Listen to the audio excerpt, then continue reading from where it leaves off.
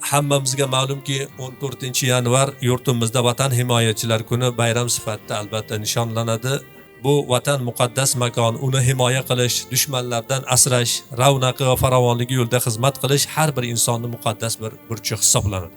Hozir vatanni himoya qilishlik, chegaralarni saqlashlik, alhamdulillah mana qurolli kuchlarimiz hammasi buni chiroyli amalga oshirib, siz bizni tinchligimiz, xotirjamligimiz uchun xizmat qilyapti. Payg'ambar alayhissalom mana Imom Termiziy rivoyat qilgan hadislarda marhamat qildilarki, aynani la tamassahumun nar. Aynun bakat min xashyatillah va aynun batat tahrusu fi sabilillah. Ikki ko'z egasini do'zax alovi qo'ydirmaydilar. Birinchisi Allohning azobidan qo'rqib yig'lagan ko'z, ikkinchisi Alloh yo'lida poyloqchilik qilib uxlamagan ko'zni do'zax alovi yetmaydilar payg'ambarimiz. Birinchisi Allohdan qo'rqib yig'lagan.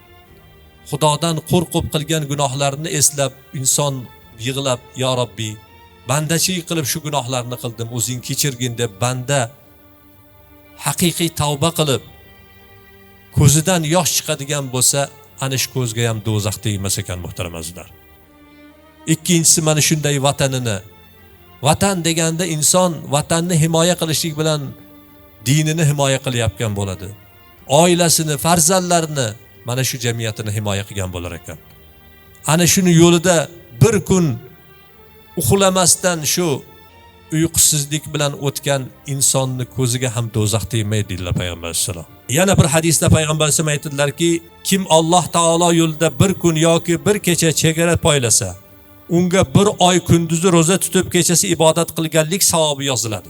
Sarhadlarni quruqlab turganda halok bo'lsa, unga ham xuddi shunday ajr savob mukofotlar bo'ladi va shahidlik maqomi berilib barcha fitnalardan omonda bo'ladi deb payg'ambarimiz marhamat qildilar.